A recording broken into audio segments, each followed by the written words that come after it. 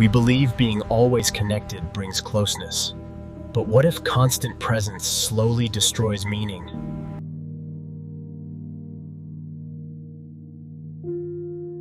All right, let's get right into it. Today we're going to talk about something that might feel a little backwards. It's this counterintuitive idea about what actually forges the strongest, most lasting connections we have. And trust me, it's probably not what you think. I mean, just think about it for a second. We live in this world of constant pings, texts, updates. We're always on. And we've kind of been taught to believe that being available 24/7 is the ultimate goal, right? And yet, why does all that hyperconnection so often leave us feeling kind of hollow? It's a huge paradox of our time. And the answer, it turns out, is in a totally different way of thinking about how we build our bonds with people. So first, we've got to bust a major myth. This idea that we've all kind of absorbed without even realizing it, that when it comes to contact, more is always, always better. This is basically the default setting for how we do relationships now, isn't it? The belief that if you're not in a running text conversation all day, or you're not on the phone every single night, then something's off. But what if that very assumption is the thing that's actually watering down our connections, instead of making them stronger? So what's the other way? Well, it's not about being constantly plugged in. It's about finding a natural, almost musical rhythm. The idea is called Positive Intermittent Connectivity. Yeah, it sounds a little academic, I know. But the concept behind it is actually incredibly simple and really powerful. It's about making connection a choice, not a constant stream. It's all about quality, not quantity. And this rhythm, it's like a little three-step dance. First, you're there, you're fully present. Then, you intentionally create some space, you step away. And then, and this is key, you return and you're fully present all over again.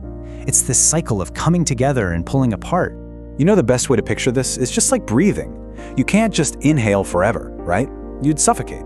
And you can't just exhale, you'd collapse. A real living connection needs both. It needs that inhale of presence, and it absolutely needs that exhale of absence to survive and to feel alive.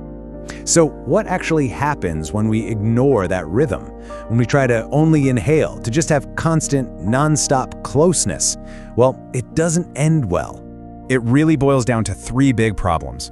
First, you get what's called emotional saturation. Anything that's always there just loses its magic. It becomes wallpaper. Second, there's absolutely no time to reflect. We need space for our experiences to sink in and for them to mean something. And third, what should be attachment starts to feel more like dependence. The connection stops being a choice and starts being a need for constant reassurance. And this is really what it all becomes. All the endless texting, the need to explain every little thing, it just turns into static. It becomes emotional noise. And that noise is what kills the mystery. It kills the desire, it kills that little spark that made the connection feel special in the first place. Okay, so if nonstop closeness can just become noise, let's flip this on its head. Let's talk about the incredible power of its opposite, intentional absence. This is where the magic really happens. The reason this works so well is because our brains are literally wired for it. We're driven by rewards, but here's the kicker. The rewards that hit us the hardest are the ones that are unpredictable or intermittent. Think about a slot machine. It's the not knowing when you'll win that keeps you hooked. When connection works the same way, the anticipation of it literally amplifies its value and floods your brain with dopamine. That's what builds a strong bond. And that space, that time apart, it's not empty. It's actually a really active, creative state. It's where curiosity about the other person gets to grow. It's where your imagination has room to play. It's where you can replay those positive emotional memories. And all of that makes the reunion, when it finally happens, feel so much richer. Let's make this super real. Think about a friend you might only see every few months. When you finally get together, that meeting feels so important, so focused, doesn't it?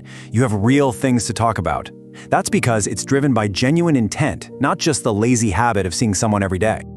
And it's exactly the same in romance, maybe even more so. You know, healthy attraction, it needs room to breathe. That time apart is what actually allows longing and desire to build. And just as importantly, it lets both people keep their own separate lives, their own identities, so they don't just sort of melt into one another.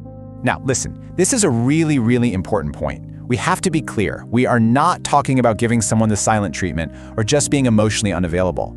The entire difference comes down to one word: intention. Positive spacing is about taking a step back so you can grow, recharge, and reflect. The result is more clarity, more longing, a stronger bond.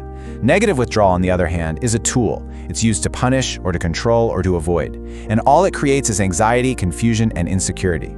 Two totally different things. Okay, so we get the theory. How do we actually put this into practice in our own lives without making people feel like we're pushing them away? It's actually pretty simple. Here are 4 steps. 1. Stop being always available. Your time and your focus are precious. Treat them that way. 2. Protect your solitude. It's not loneliness, it's essential for your own well-being. 3. Let conversations have an actual ending. Don't feel like you have to drag them on and on just to avoid a little silence. And 4, the big one. When you come back all the way.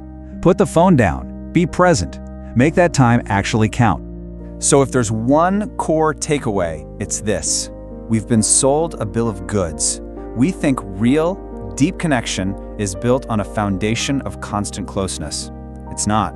It's built on that rhythm we've been talking about, that beautiful, essential dance between coming together and having space. And this is the heart of it all, really. You can't have one without the other. The only reason being fully present with someone feels so powerful is precisely because we know what it's like to be apart. That contrast is what gives it all its meaning. So I'll just leave you with this final thought to chew on. What if we completely changed our goal?